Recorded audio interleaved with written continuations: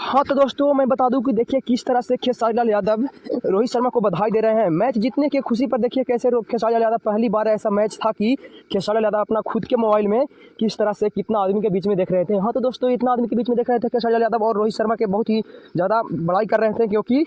बहुत ही दिन के बाद इंडिया ने बहुत ही अच्छी तरह से मैच जीता और बहुत ही खुशी से बधाई दे रहे थे। बोल रहे थे कि बहुत ही अच्छा रोहित शर्मा जी और विराट कोहली को भी बहुत ही बधाई दे रहे थे। बोल रहे थे कि आपको बहुत बधाई हो कि आप इस मैच को यहाँ तक लाएं। हाँ तो दोस्तों मैं आप लोगों को बता दूं कि देखिए किस तरह से खेसारी लाल यादव ने पहली बार खुद के मोबाइल में किस तरह से माहौल बनाकर किस तरह से एक मोबाइल में देख रहे हैं मैच, और इतना खुशी से झूम रहे हैं कि देखिए फिर उस मैच को हाईलाइट भी खेसारी लाल यादव देख के बोल रहे थे, लाइव आकर बोल रहे थे कि मैं रोहित शर्मा और पूरा इंडिया के प्लेयर को मैं बधाई देना चाहता हूँ, और खास कर विराट कोहली को भी मैं बधाई देना चाहता हूँ, क्योंकि विराट कोहली के ही देन से यहाँ तक मैच पहुँचा है। इसलिए देखिए खेसारी लाल यादव कैसे बधाई दे रहे थे विराट कोहली को और रोहित शर्मा जी को।